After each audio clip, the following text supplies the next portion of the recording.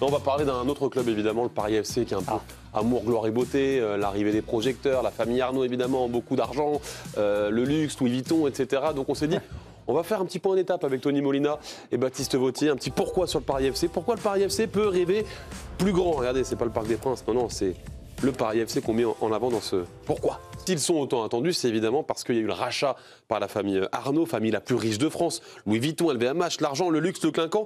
Ils ont racheté le club en novembre 2024. Ça s'organise comme ça, pour rappel, avec le petit camembert qu'on vous a fait. Famille Arnaud à 52,4%. Pierre Ferracci, le président, à 29,8%. Red Bull à 10,6%. BRI Sport Holding à le reste, 7,3%. Pour information, la famille Arnaud va racheter tous les parts de Pierre Ferracci d'ici à 2027. Et on a voulu demander à Arnaud Herman du journal pour quelles raisons la famille Arnaud a investi au Paris FC.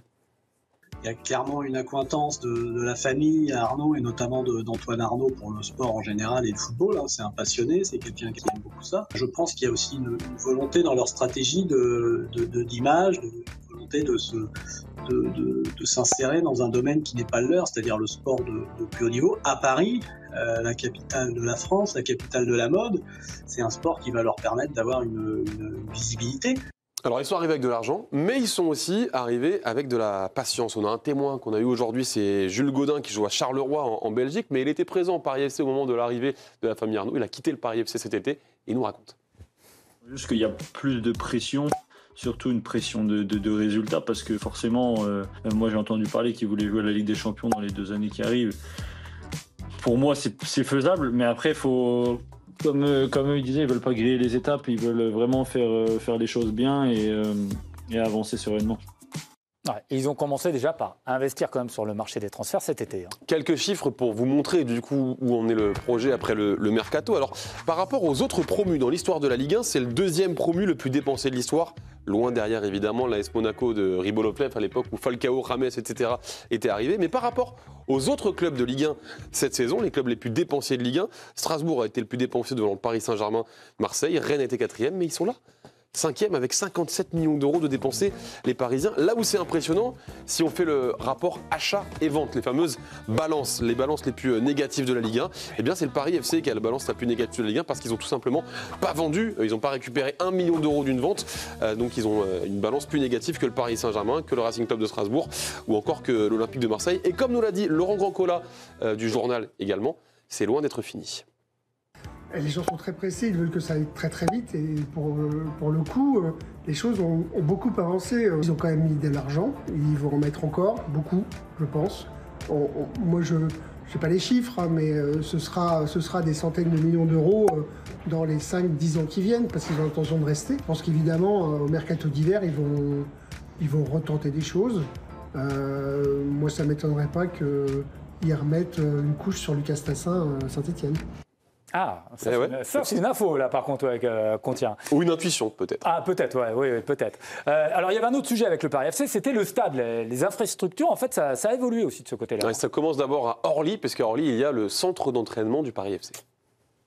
Moi, quand j'étais encore au centre d'entraînement, voilà, ça s'agrandit, il y a la sécurité tout le temps partout. Ils sont sur la bonne dynamique, ils veulent agrandir tous les terrains derrière parce qu'ils peuvent agrandir le terrain.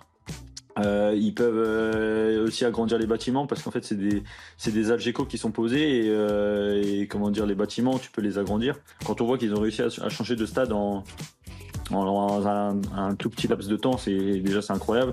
Ce qu'ils vont faire dans les années à venir, ça va être un très très grand club, je pense.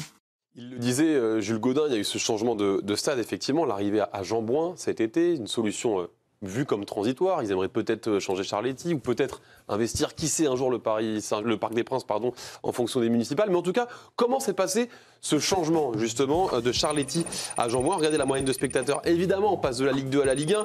Il y avait la gratuité, ça c'était Pierre Ferracci qui avait eu cette stratégie-là. Mais on est passé quand même de 10 000 spectateurs de moyenne à 17 000 de moyenne. Il y a beaucoup de guichets fermés parce que le club et Pierre Ferracci toujours ont une stratégie, l'accessibilité. Il y a des gens qui viennent d'un peu partout en banlieue et qui trouvent que le prix du foot à Paris est un peu cher. Le stade était ouvert avec des places pas chères. Les ultras ont eu des abonnements pas chers. Le reste des prix grand public a été très accessible. Par contre, les loges, très chères. Très cher l'éloge, mais c'est bien. Oui, mais voilà, c'est intéressant de voir un peu les coulisses. Dans l'organigramme aussi, voilà, côté administratif, ça bouge. Oui, il y a eu des changements très récemment, un peu le deuxième étage de la fusée avec l'arrivée d'un nouveau directeur sportif, Marco Nepe. Ça avait été annoncé comme ça par Antoine Arnaud le 25 septembre dernier. Dans le cadre du partenariat avec Red Bull, on le rappelle, qui gère un peu la politique sportive, nous avons voulu doter la direction sportive du club d'un responsable expérimenté ayant exercé des fonctions similaires dans un club de dimension internationale. Alors pour vous présenter un petit peu le profil de Marco Nepe, c'est un Allemand de 39 ans qui a quand même été responsable du département recrutement puis directeur technique du Bayern Munich. Donc c'est quand même pas mal et ça peut évidemment annoncer de nombreux changements. Paris FC, il y a un an, par exemple, le service de communication, il y avait 2 personnes. Et là, maintenant, ils sont 10.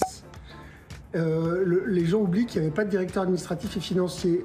La stratégie sportive, c'est Red Bull. Mais c'est Red Bull dans le contexte du Paris FC. Moi, j'entends souvent, on dit Red Bull, ils vont mettre un entraîneur allemand dans 4 matchs.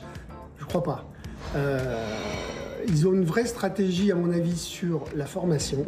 La formation, évidemment, avec le grand vivier qui est l'Île-de-France, la possibilité peut-être du stade, les retouches du mercato. Soyez patients, mais le projet Paris FC est bien lancé et peut-être bien qu'on va arriver. Effectivement.